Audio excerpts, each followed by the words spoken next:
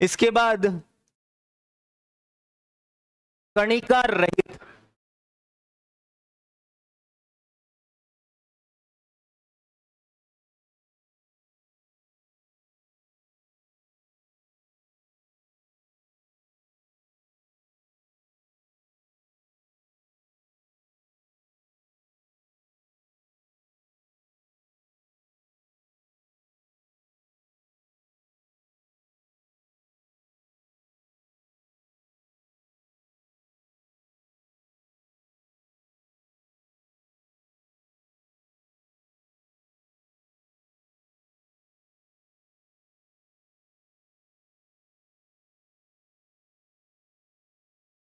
सबसे पहली इसमें है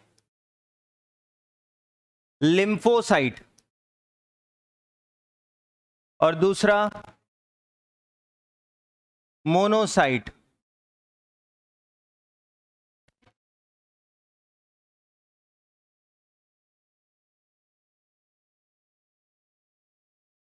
सबसे छोटी डब्ल्यूबीसी और ये सबसे बड़ी।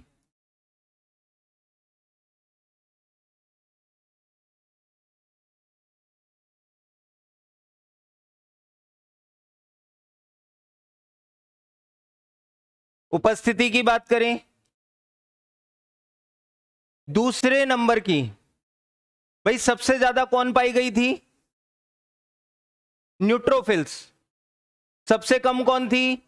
बेसोफिल्स। ये दूसरे नंबर की सबसे ज्यादा पाई जाने वाली डब्ल्यूबीसी है, यानी उपस्थिति इसकी 20 से 25% तक की, और इसकी उपस्थिति 10 से 12% तक की। आकार की बात करें, देखो इसमें इसकी संरचना में आकार कैसा होता है?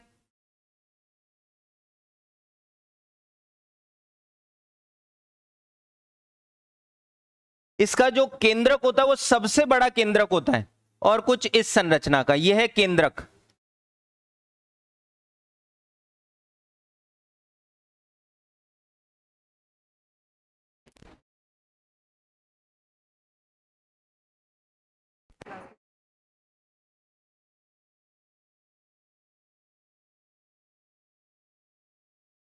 ओके भाई, आरएस प्री और एसआई के अलावा जो भी स्टूडेंट हैं उनको सबको नीचे वाली क्लास में शिफ्ट होना है। इसके बाद, इस क्लास के बाद आरएस प्री और एसआई जो है ना बैच, उसके अलावा जो स्टूडेंट हैं अदर, वो नीचे वाले, इस क्लास के बाद नीचे वाली क्लास में चले जाना है। एसआई यहां पर केवल आरएस प्री और एसआई वाले बैठे हैं इस क्लास के बाद, ठीक है? इधर देखो भाई, प्लीज आवाज नहीं है। इसका जो केंद्रक होता है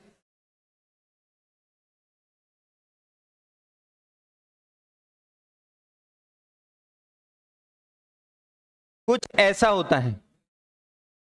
भाई बात क्यों हो रही है, प्लीज। केंद्रक, इसे आप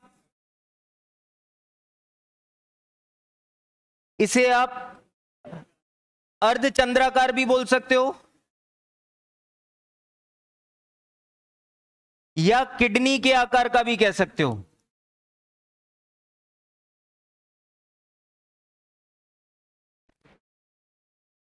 तो किस किस डब्ल्यूबीसी का केंद्रक घोड़े की नाल, इसको घोड़े हॉर्स शू के आकार का भी कह सकते हो। कुछ भी क्वेश्चन एग्जामिनर पूछ सकता है, या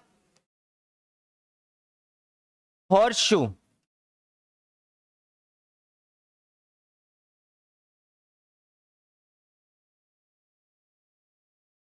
आपसे पूछ ले हॉर्स शू आकार का, अर्धचंद्राकार आकार का, या किडनी के आकार का केंद्रक किस डब्ल्यूबीसी का होता है, तो मोनोसाइट का।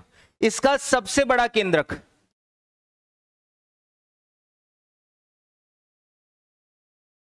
गोलाकार। कैसी संरचना का है? गोलाकार संरचना का है। उसके बाद बात करें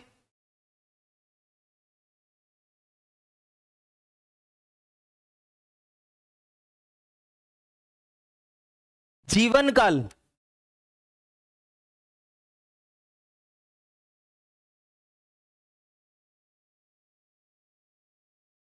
इसका जीवन काल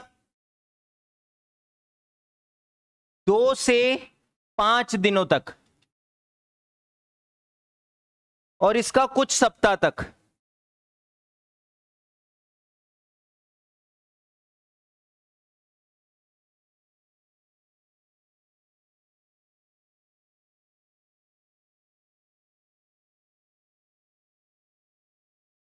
अच्छा, एक चीज और, लिम्फोसाइट को किलर डब्ल्यूबीसी भी कहा जाता है। क्वेश्चन पूछा गया प्रीवियसली एग्जाम में, इसको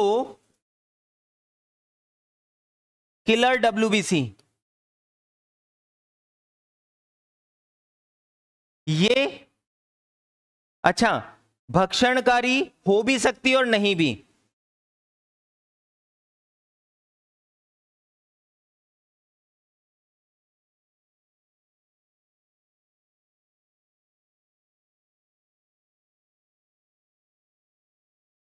ऐसा क्यों बोला? ऐसा इसलिए बोला क्योंकि यहां पर दो प्रकार की लिम्फोसाइट होती है, टी लिम्फोसाइट और बी लिम्फोसाइट। इसीलिए यहां पर लिखा भक्षणकारी हो भी सकती है और नहीं भी हो सकती है, जबकि ये भक्षणकारी होती हैं। फैगोसाइट, केवल एक जब क्वेश्चन आएगा निम्न में से कौन सी, इधर क्वेश्चन सुनना प्लीज, निम्न में से कौन सी डब्ल्यूबीसी भक्षणकारी नहीं होती है, केवल एक याद रखो, बेसोफिल्स। बेसोफिल्स को छोड़ के बाकी सारी क्या होती हैं? भक्षणकारी। यहां पर मैंने ऐसा क्यों लिखा है भक्षणकारी हो भी सकती हैं? क्योंकि दो प्रकार की है, टी और बी। टी कैंसर कोशिकाओं से बचाने का काम करती है, इसलिए टी कोशिकाएं, टी लिम्फोसाइट के नाम से भी जाना जाता है। भाई टी का मतलब क्या हुआ? टी का मतलब थाइमस। देखो इधर समझना, टी लिम्फोसाइट इसलिए बोला क्योंकि इसके नाम के आगे टी शब्द का मतलब है थाइनस। इन डब्ल्यूबीसी को परिपक्व बनाने का काम थाइमस ग्रंथि करती है, और जब थाइमस ग्रंथि क्या हो गई, धीरे धीरे विलुप्त होने लग गई, तो क्या होगा, फिर ये परिपक्व होना कम कर देंगी। तो संख्या में ये सबसे ज्यादा होती है, इसलिए शुरुआत में कैंसर का प्रभाव किसी पर नहीं होता। लेकिन लाइफ बढ़ने के साथ साथ ही क्या होता है, कैंसर कोशिकाओं की संख्या बढ़ने लग जाती है। भाई कैंसर कोशिकाएं तो नियमित हमारे शरीर में अभी भी बन रही हैं, लेकिन उनका समापन करने के लिए ये मौजूद हैं। लेकिन जब ये खुद अपनी संख्या में कमी करने लग जाती है, उसके बाद ही क्या होता है, कैंसर शरीर में एक रोग के रूप में पहचान उत्पन्न हो जाता है, और हमें पता लगता है दूसरी या तीसरी अवस्था में। टोटल 5 स्टेजेस होती हैं, दूसरी और तीसरी, और कहते हैं पहली स्टेज के बाद फिलहाल तो कोई इलाज नहीं है। पहली स्टेज के बाद पता पड़ जाता है तो बाद में कोई इलाज नहीं होता। देखा नहीं इरफान खान? क्योंकि पहली अवस्था के बाद इनकी संख्या में क्या हो गई, बढ़ोतरी। कैंसर होता क्या है? हाँ, अनियंत्रित वृद्धि या विभाजन को ही कैंसर कहा जाता है। जल्दी से यहां तक कंप्लीट करो, हम इसके प्रकारों के बारे में बात करते हैं।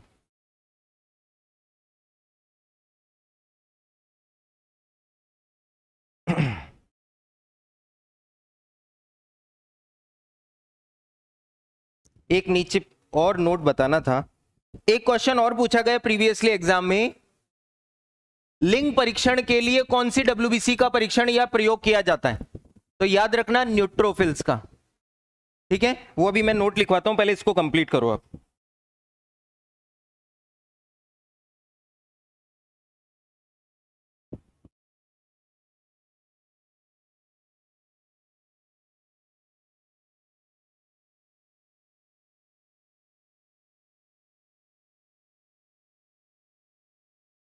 भाई बात होगी तो समझ जाएंगे, हो गया।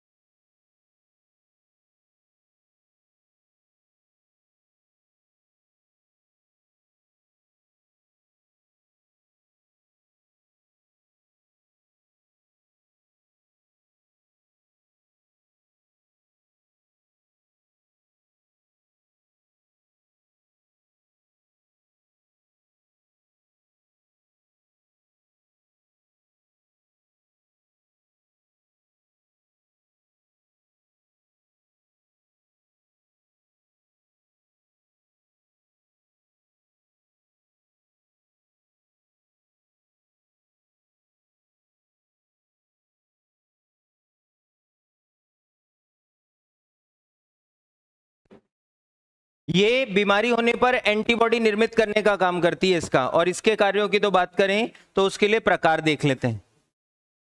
इसके दो प्रकार होते हैं, एक टी कोशिकाएं और दूसरा बी कोशिकाएं। टी लिम्फोसाइट और बी लिम्फोसाइट के नाम से भी जाना जाता है।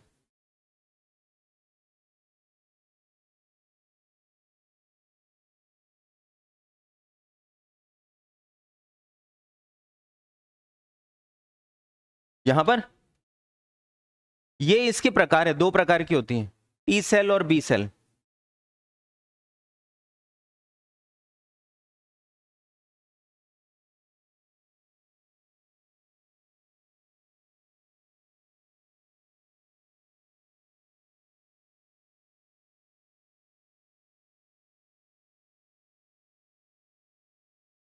हो गया?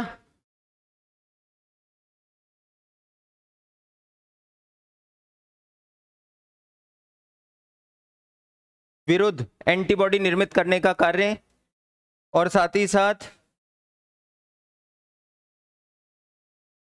एक और कार्य, इन एंटीबॉडी को समाप्त करने का कार्य, सॉरी एंटीजन को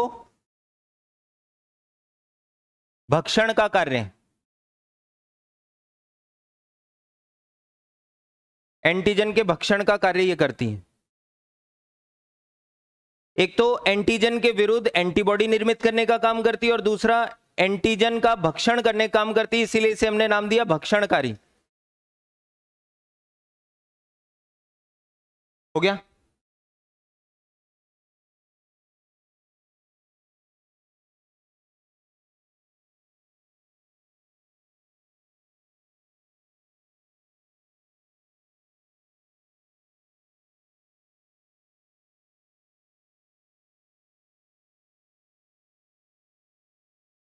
देखो इसमें लास्ट बात करते हैं। लिम्फोसाइट जो होती है वो दो प्रकार की होती है। एक होती है टी लिम्फोसाइट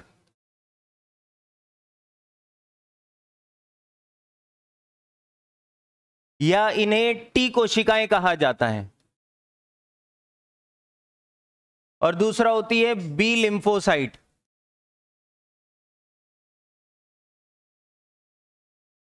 या इन्हें बी कोशिकाएं भी कहा जाता है।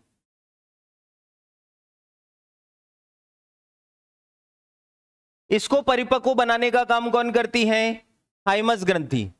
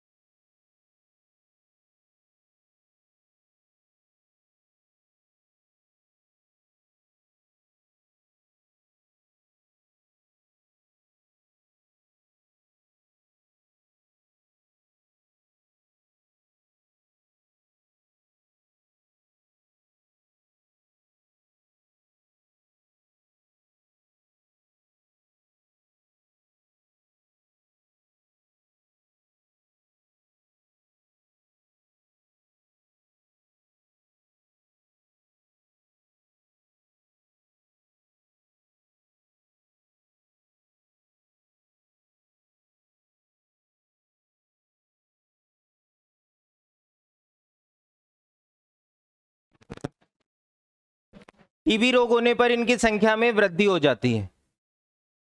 तपेदिक,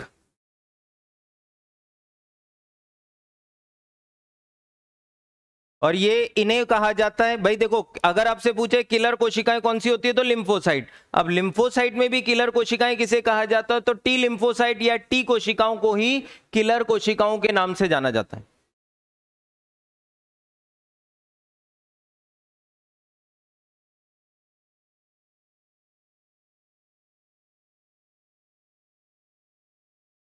हमने क्या क्या देखा, देखो डब्ल्यूबीसी की बात करें, डब्ल्यूबीसी टोटल 5 प्रकार की, आपसे क्वेश्चन पूछा जाए कितने प्रकार की होती है, 5 प्रकार की, लेकिन इनको 2 श्रेणियों में बांटा गया है, कणिका रहित और कणिका सहित।